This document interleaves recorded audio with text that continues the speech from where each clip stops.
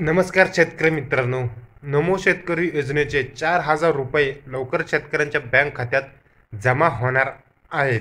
त्या संदर्भात अधिक माहिती या ठिकाणी जाणून घेऊया. पीएम किसान सन्मान योजना व नमो शेतकरी महासन्मान योजना या दोन्ही योजनेचा लाभ आता राज्यातील शेतकऱ्यांना मिळणार आहे. आता लवकरच शेतकऱ्यांना एका नवीन योजनेचा लाभ घेता येणार आहे, ती म्हणजे नमो शेतकरी महासन्मान योजना. ही योजना नवीन सुरू करण्यात आली आहे. या योजनेचा पहिला हप्ता शेतकऱ्यांना याच महिन्यात मिळणार आहे.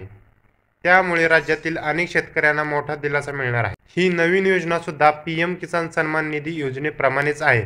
त्यामुळे शेतकऱ्यांना आता 2,000 न मिळता 4,000 मिळणार आहेत. वर्षभरात लागणाऱ्या निवडणुका लक्षात घेता राज्य सरकारकडून केंद्र सरकारच्या धर्तीवर शेतकऱ्यांसाठी नमो शेतकरी महासन्मान निधी योजना घोषित करण्यात आली आहे.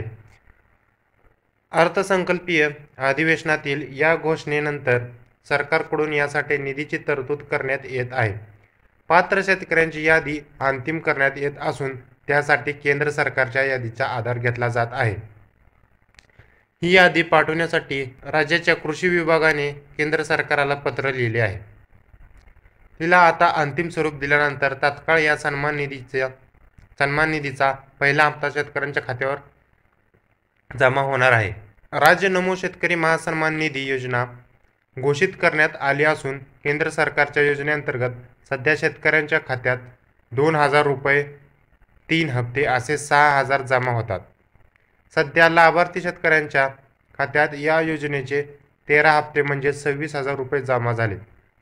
त्याच्या जोडीला आता राज्य सरकारच्या योजनेमुळे आणखी 6,000 रुपये जमा होणार आहे.